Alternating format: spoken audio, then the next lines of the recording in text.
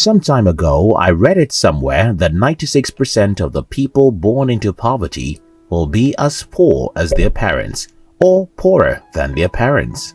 That's as good as saying everyone born into poverty tends to be poor. But that will not be correct, because we still have this 4% who do better than their parents or even become millionaires. So what makes the difference? Why do people face the same situation and get out of it differently? Charles Swindoll said, "I'm convinced that life is 10% of what happens to me and 90% of how I react to it. More than what happens to us, the way we react to what happens to us, our habits and attitudes towards what happens to us will determine the results we get out of any situation." In today's video, I'll be sharing with you 3 habits that will make you poor forever if you don't let go of them right now. 1. Looking for whom to blame. Just yesterday, I was watching a video of a small business owner who just lost his business due to the economic crisis. Right in the comments are people with a different opinion.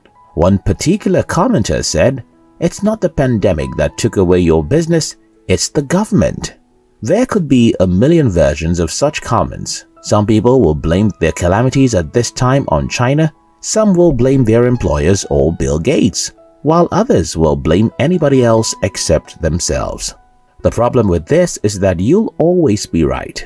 If you set your mind to look for who to blame, whoever you blame will seem like the right person to blame. Then this will lead you to false righteousness. You'll start thinking like a victim. From the time I was 17, I had to start taking responsibility for my life. Again, this is not a perfect way of looking at life, but it does bring a better result.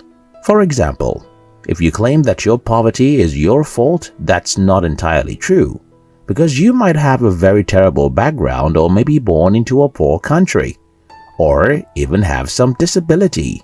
While taking 100% responsibility for your life is not always a perfect idea, it does make you stand up and fight for your life. For example, I still have friends who think the reason they are poor is that the government is corrupt. I have stopped thinking like that for more than 16 years, and as I believe I am responsible for my life, I take my life extremely serious. I dare difficult things and live like an orphan who has nobody to depend on.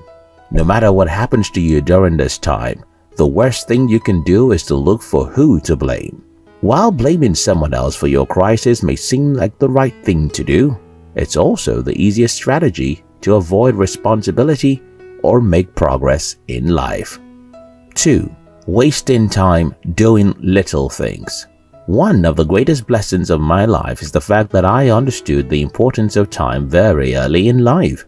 There was a time when I was in school and our lecturers went on what is known as an industrial strike in my country. This simply means that they closed the school because the government didn't increase their salaries, and they did that for 3 months.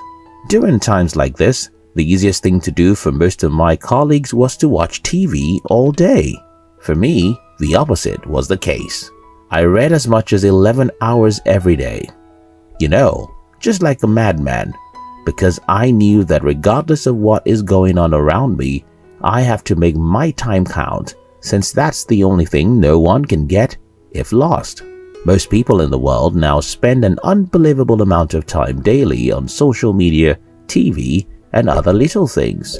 You can't waste time and prosper in life. So, how can you get the best out of your time? Let me share with you a simple strategy I use to get things done. I give time for things, and this is what that means. Every day, I determine about 2 to 3 important things I must do, then give them a specific time. For example, I don't just jump to my laptop and write. I tell myself, write for only 3 hours. This way, my mind sees writing as what I have to do for a period and get back to any other pleasure I desire. I also tell myself, read for only an hour. This way, I can concentrate on reading for the next hour, knowing that after that hour I can do anything else I want. Never become addicted to anything, except that thing matters to your life's mission. You need entertainment, but you don't need it for hours. You need social media, but you don't need 5 social media platforms. 3. Disrespecting money. 2020 is a painfully funny year. The year shows how fragile and poor we are. I mean, in just 2 weeks of closing economies in most countries, everyone is already broke. Definitely, there's something wrong with the way we think about or handle money. And that has to change if we'll have a better financial future. Some of us disrespect money by spending everything we earn. Nobody treats any valuable treasure that way. If I give you some precious stones and tell you that it was taken from Abraham Lincoln's bedroom in 1865 after he was killed, would you throw away that stone tomorrow morning? You'll probably keep the stone forever. So why do we disrespect money so much that we don't nurture it the way we nurture other valuables in the world?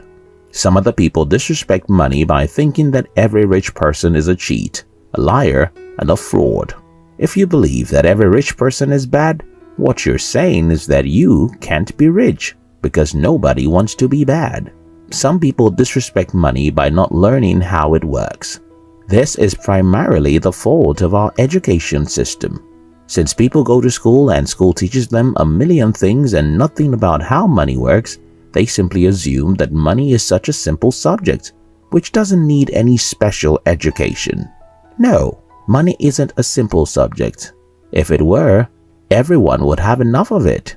The reason why most people don't have money is that it is a complex subject that needs to be studied. Another way some people disrespect money is by using it to buy stuff they can't afford, simply to look rich. I never understood how that is even possible in the realm of men. How can people struggle so hard to look rich when they are not? Why can't we figure out how to be rich before wanting to look rich? For anyone to have a better financial future, we have to start respecting money by nurturing it, by keeping it, by learning how to make it grow, and by avoiding the temptation to waste it on things that don't matter. Thanks for watching our videos. We love you.